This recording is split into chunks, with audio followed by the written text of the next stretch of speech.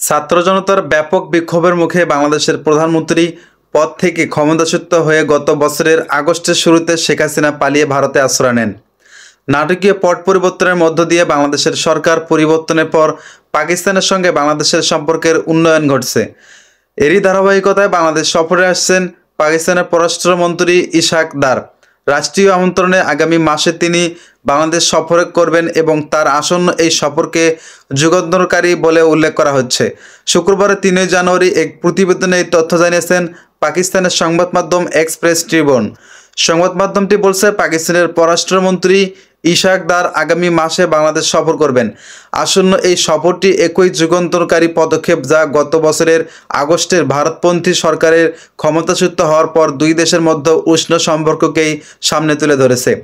Express Tribune বলছে যে ২০১২ সালের পর পাকিস্তানের কোনো পররাষ্ট্রমন্ত্রী এটাই প্রথম বাংলাদেশ সফর হতে চলছে।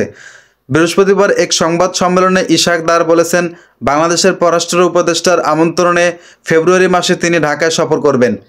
এদিন ইশাক দার সাংবাদিকদের সামনে প্রধান বৈদেশিক নীতির ঘটনাবলী এবং সরকারের অর্জন এবং ভবিষ্যৎ চ্যালেঞ্জের বিষয়ে সংক্ষিপ্ত বিবরণ দিয়েছিলেন।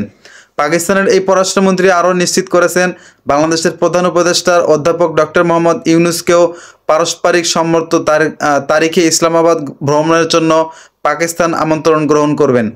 এর আগে ২০১২ সালের সর্বশেষ পাকিস্তানি পররাষ্ট্রমন্ত্রী হিসেবে বাংলাদেশ সফর করেছিলেন হিনা রব্বানী খার। মূলত উন্নয়নশীল ৮ মুসলিম দেশের মোট জোট D8 শীর্ষ সম্মেলনের জন্য তৎকালীন প্রধানমন্ত্রী শেখ হাসিনা ওয়াজিদকে আমন্ত্রণ জানাতে সে সময় ঢাকা সফর করেছিলেন তিনি। ২০০৯ সালে ক্ষমতায় আসার পর থেকে শেখ হাসিনার ১৫ বছরের মেয়াদ পাকিস্তান ও বাংলাদেশের মধ্যে সম্পর্কে টানাপোড়েন ছিল।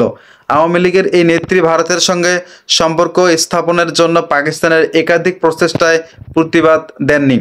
তবে রক্তক্ষয়ী গণঅভ্যুত্থানের পর গত বছরের আগস্টে হাসিনা ক্ষমতাচ্যুত ও ভারতের পালিয়ে যাওয়ার পর পাকিস্তান ও বাংলাদেশের মধ্যে সম্পর্কের যথেষ্ট উন্নতি হয়েছে। দুই দেশের মধ্যে সর্বোচ্চ পর্যায়ে বেশ কিছু অগ্রগতিও হয়েছে বলে জানা যায়। এছাড়া বাংলাদেশ দ্বিপাক্ষিক বাণিজ্য বৃদ্ধির অনুমতি দিয়ে পাকিস্তানি পণ্যের ওপর থেকে নিষেধাজ্ঞাও তুলে নিয়েছেন।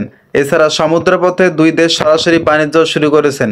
এদিকে সাংবাদিকদের সামনের ইশাক দার বাংলাদেশকে ভ্রাম্যমাণ দেশ বলে অভিহিত করেছেন বলে পাকিস্তান ঢাকাকে সব ধরনের সহায়তা ঘোষণা করবে বলেও জানিয়েছেন।